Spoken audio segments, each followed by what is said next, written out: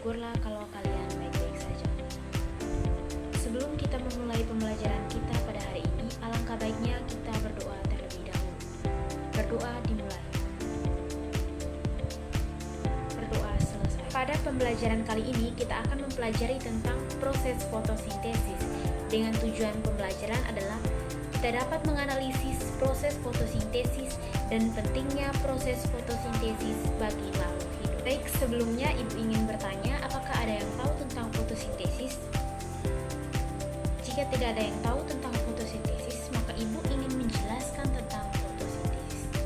Jadi fotosintesis itu adalah suatu proses pembuatan atau pembentukan makanan yang dilakukan oleh tumbuhan, terutama tumbuhan yang mengandung zat hijau daun, yaitu klorofil, dengan bantuan energi cahaya matahari. Dalam proses fotosintesis ada 4 hal yang sangat dibutuhkan. Yang pertama air atau H2O, yang kedua karbon dioksida atau CO2, yang ketiga klorofil, dan yang terakhir cahaya matahari. Nah, adik-adikku sekalian, mari kita lihat gambar berikut ini.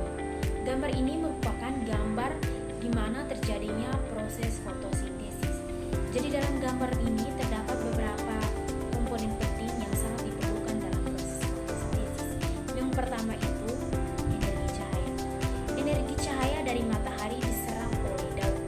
Yang kedua itu klorofil. Pada daun terdapat bahan spesial yang bernama klorofil.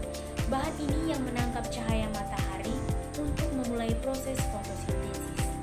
Klorofil berwarna hijau dan memberikan warna pada daun. Yang ketiga air.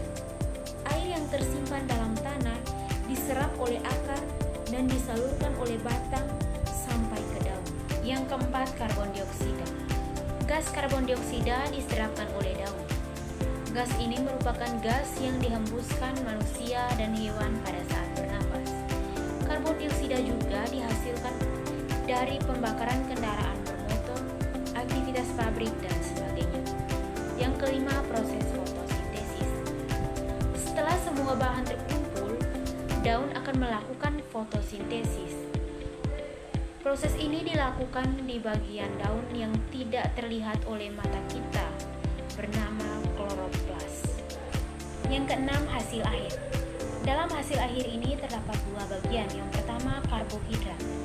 Karbohidrat merupakan makanan yang dihasilkan dan disalurkan oleh batang ke seluruh tumbuhan untuk tumbuh. Kelebihan makanan ini bisa disimpan dalam bentuk buah atau umbi. Yang berikut, oksigen. Proses ini menghasilkan gas oksigen yang dilepaskan oleh daun ke udara. Gas ini dipakai oleh makhluk hidup untuk bernafas. Nah, adik-adikku sekalian, mari kita lihat proses fotosintesis. Nah, dalam proses fotosintesis ini ada beberapa tahap. Yang pertama, tumbuhan memperoleh air dari dalam tanah, lalu diserapkan oleh akar, dan dari akar disalurkan menggunakan sistem transportasi jaringan, silem dan floem. Disebarkan ke seluruh organ tubuh tumbuhan termasuk ke daun. Yang kedua, karbon dioksida diperoleh dari udara yang masuk melalui stomata. Letak stomata di bagian bawah daun. Yang ketiga, fotosintesis terjadi di daun. Proses fotosintesis akan terjadi ketika klorofil pada daun menangkap sinar matahari, lalu sinar matahari tersebut digunakan untuk mengubah air dan karbon dioksida menjadi gula dan oksigen. Yang keempat, gula yang dihasilkan dapat dimanfaatkan langsung oleh tumbuhan atau bisa disimpan dalam organ lain pada tanaman, contohnya buah. Yang kelima, selain gula, oksigen yang dihasilkan keluar melalui stomata lalu ke udara. Oksigen inilah yang digunakan manusia untuk bernafas. Yang keenam, glukosa atau gula yang dihasilkan melalui proses ini akan disusun menjadi zat pati atau zat alami.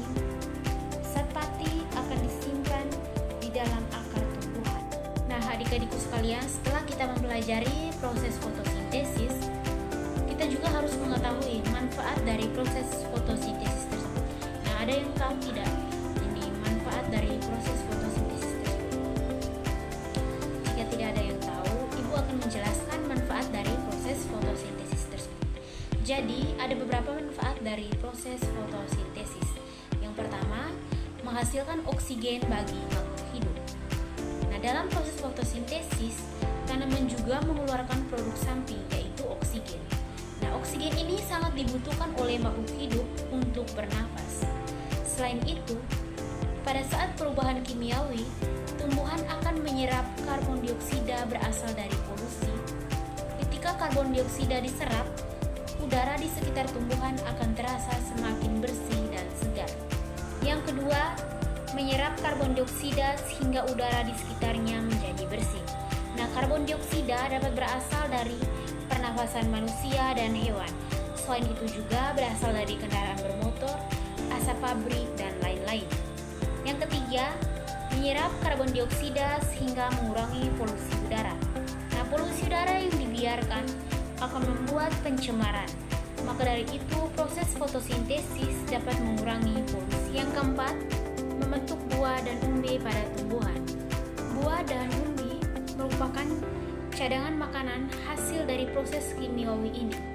Nah, buah dan umbi juga dapat dimanfaatkan oleh manusia dan hewan sebagai sumber makanan. Buah dan umbi mengandung vitamin dan senyawa yang bermanfaat bagi tubuh manusia. Yang kelima, menghasilkan bahan makanan. Nah, fungsi utama dari fotosintesis yaitu menghasilkan makanan. Contohnya adalah buah, umbi-umbian, dan glukosa.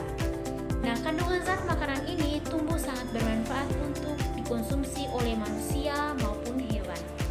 Nah, inilah mengapa kemampuan tumbuhan merupakan energi sinar matahari menjadi kimia atau zat makanan selalu menjadi mata